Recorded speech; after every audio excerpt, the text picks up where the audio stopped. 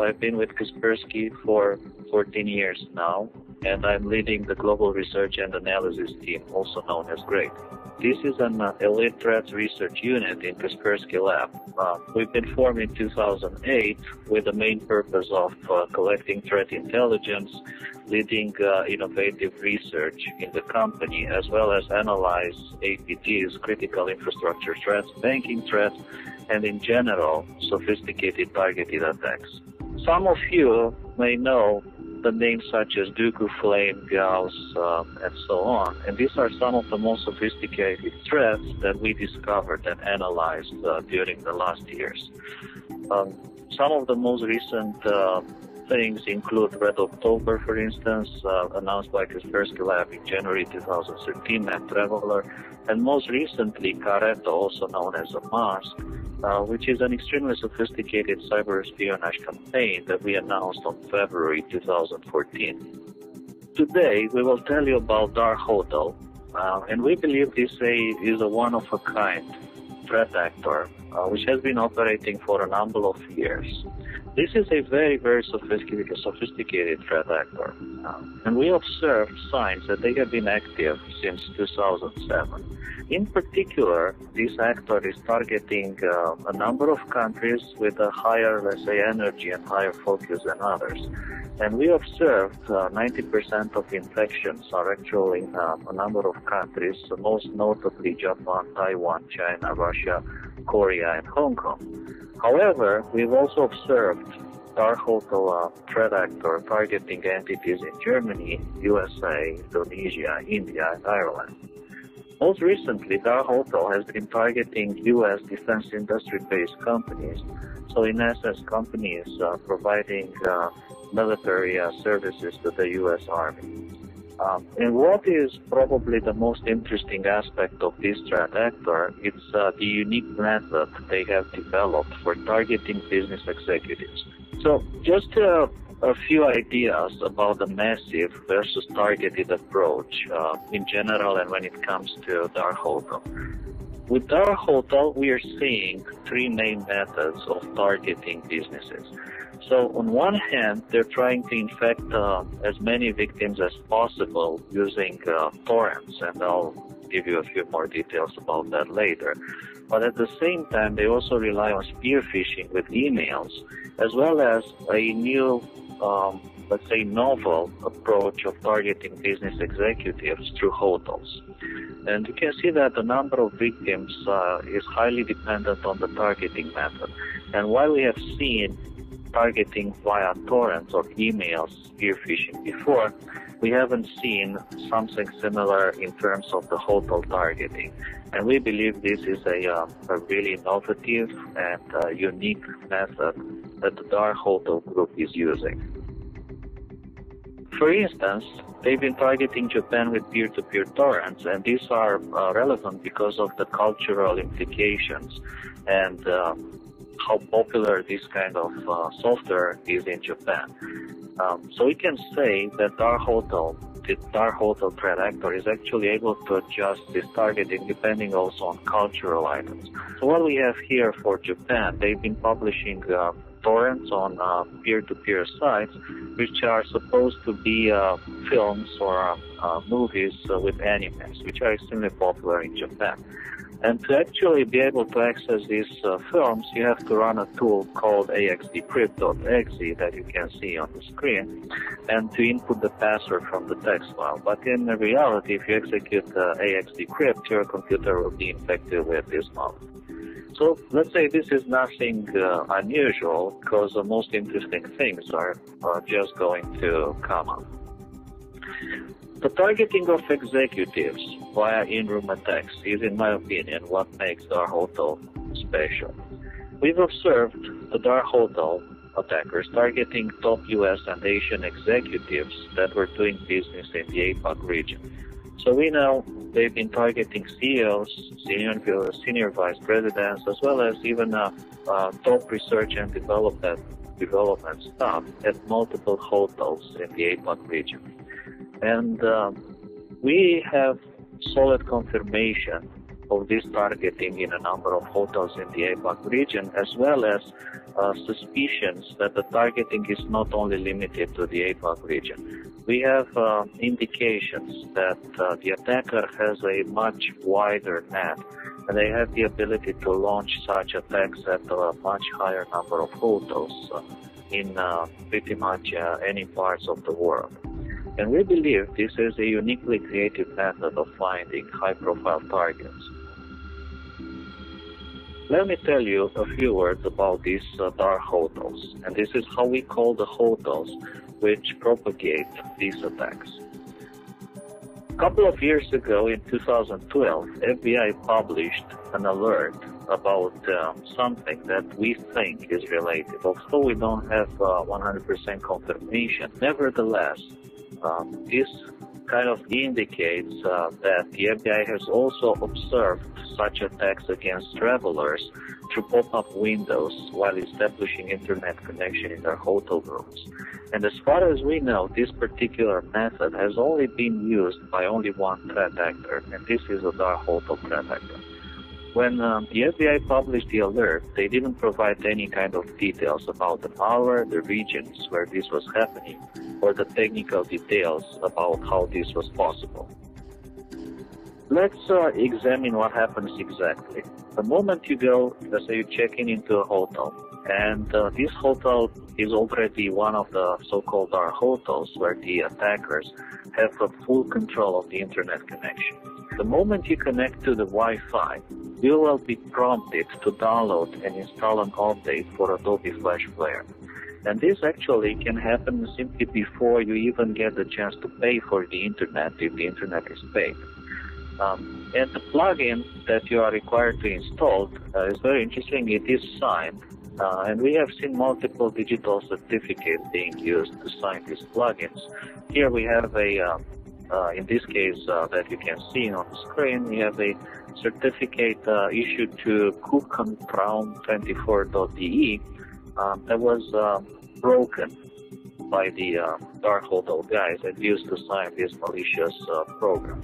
So the moment you execute that, it looks very much like a real Adobe Flash Player plugin setup, but in reality, it injects the dark hotel malware in your computer. So what happens exactly when you get infected with this? First of all, they will install a sophisticated keylogger malware. And I can tell you that this keylogger is probably one of the most sophisticated that we have seen. First of all, it runs in kernel mode, so basically at the core of the operating system. And to be able to do something like this, the attackers, let's say, took a very unusual path, because somebody can write a keylogger in a much easier way, relying on the Windows API. However, there's a chance that certain programs can detect this keylogger because it is hooking to the Windows API. The kernel mode keylogger employed by the dark hotel guys is probably much more stealthier from this point of view, and it allows them to intercept keys probably without being detected by many, if not almost all, anti-keylogging software. Another thing is a deployment of a specialized Trojan called Carbon. So together with the keylogger, you get another module that we're calling Carbon. And this has a very unusual 180 days command and control delay. So what this means is that you get infected, but for 180 days your computer does not communicate with the CNC. And we believe this is because a lot of people traveling abroad, when they return home, they pass their laptops to the IT department to check them for any kind of suspicious activity. Or imagine that the moment you're connected to the internet, you run this program, and your IDS immediately pops up a message that there's an untrusted connection to the CNC. So this is probably one or some of the reasons why the attackers actually prefer to wait a couple of months before connecting to the CNC. It also indicates that we are dealing with a powerful attacker which has the patience to wait for the information that they are seeking. Additionally, there's a self-kill check if the system code page is Korean. So if your computer, if your laptop has a code page set to Korean, and somehow you infect yourself with this Trojan, it will immediately uninstall itself. And we believe this is interesting because a keylogger I mentioned before contains a debug path. So this is a folder on the developer's computer where this Trojan was created. And that has 2 Korean characters as well that you can see on the screen. And those 2 actually mean the word general in Korean. Additionally, it has a support to steal data from all sorts of different browsers. It is aware if you're running it into a virtual machine. As well, it has capabilities to spread inside your organization in a viral style. And we are calling this module Pioneer. So our products detect and successfully block the replication inside the organization as Win32.Pioneer. Again, this is a very creative way of spreading inside your organization, but it also indicates that the attackers are, first of all, patient, and secondly, they are also keen to get a high-level access to your organization's computers. Some of the unique characteristics of Darkhotel, in addition to this targeting through the hotel networks, which we haven't seen with any other threat actor, the Darkhotel group is also able to launch some very complicated cryptographic attacks. And to be honest, we have only seen something similar with the Flame malware, which impersonated a Microsoft certificate in order to hijack Windows updates. What we have here is the Darkhotel attackers managed to cryptographically attack a number of certificates, such as certificates issued to the Malaysian government. And they use these certificates to sign their malware. So the moment one of these Trojans signed by the certificate belonging to Malaysian government gets executed in your premises, they probably believe that software designed, like security software designed to block Trojans, will identify the digital signature and allow the malware to execute, thinking it is a valid application from the Malaysian government. In addition to this certificate from the Malaysian government, we have observed a number of other certificates issued to all sorts of different entities around the world.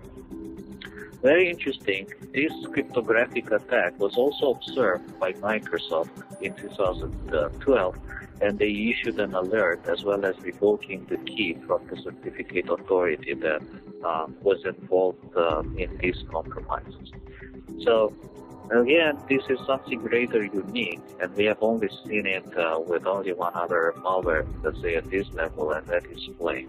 This is yet another indicator of how sophisticated the attackers behind Darkhotel are. Another very interesting characteristic is the usage of zero-day exploits by the Darkhotel.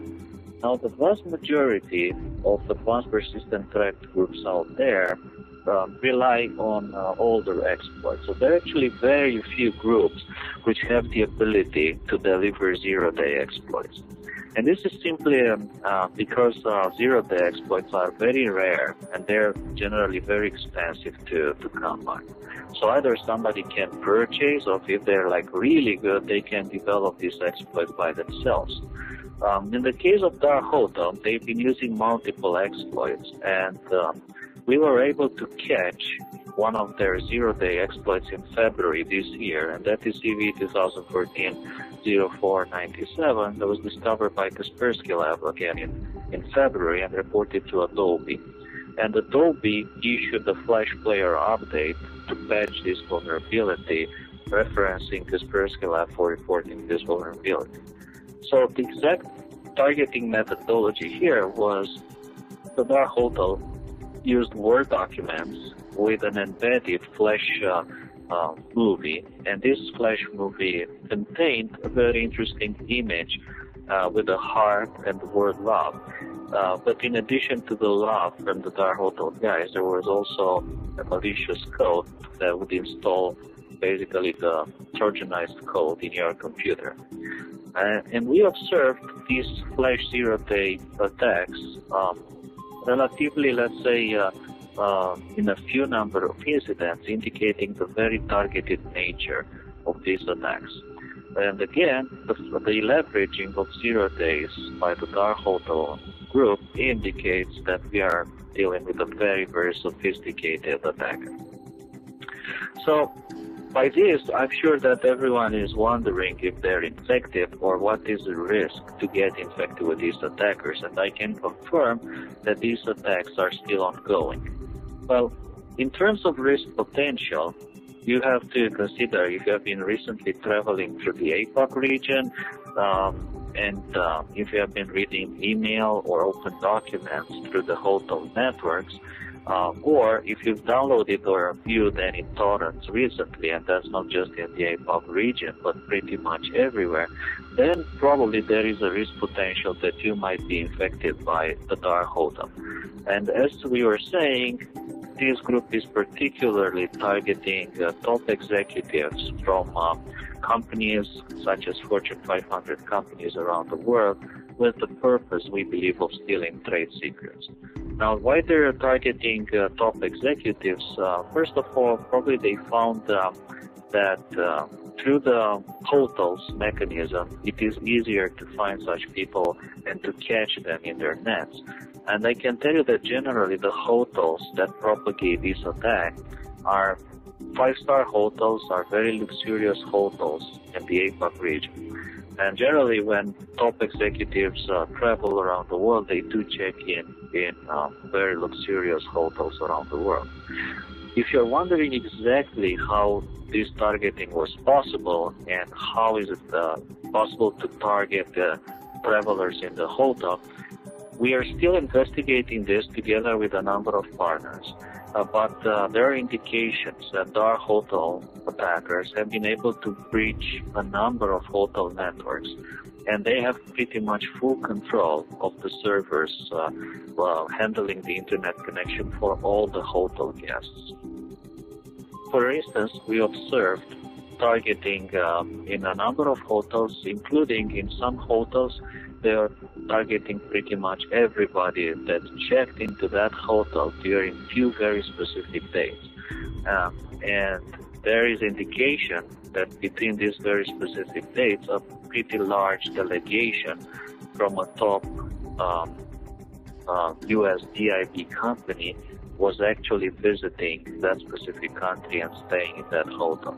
So they, in that case, in that particular case, they were no longer targeting somebody special, but they were hoping to infect as many people as possible from that delegation. Let me provide some recommendations on how to defend against these types of attacks. I'm sure that all of you are busy people, and it's quite likely that you travel a lot. So what I can recommend is that you update all the third-party software prior to the trip. When you are abroad, do not update any third-party software. So if you're presented with messages to update software in your computer, I recommend you to not update. This is a rather unusual recommendation, not to update the software. But there is a risk that somebody might be tampering with the hotel internet and launching one of these attacks. Unfortunately, it's not so easy to distinguish between legit software updates and some of these Trojanized software updates. And we are seeing more and more often these kind of attacks, especially in the APAC region. Secondly, we recommend to use a strong anti-malware suite, of course. And another recommendation, and one that I'm very big fan, is to use a separate travel machine. So just have a separate computer that you take during the trips, which is different from your usual work machine. When you get back to work, you use your work machine and you just store the travel machine for the next time you are abroad. Additionally, we recommend use of VPN while traveling and two-factor authentication to check emails.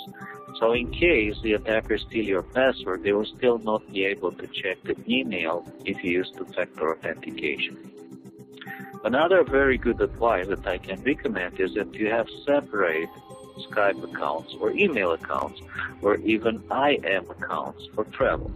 So imagine that you have simply a different email for travel or one for your usual work. This might be tricky to manage, but on the other hand, it will go forward a great deal toward increasing your security and your operational security awareness.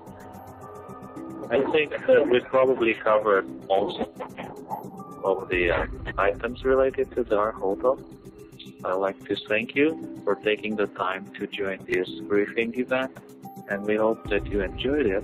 We're hoping to repeat this experience in the future for other high-profile announcements from Kaspersky Lab. On behalf of Kaspersky, Grade, and myself, thank you very much.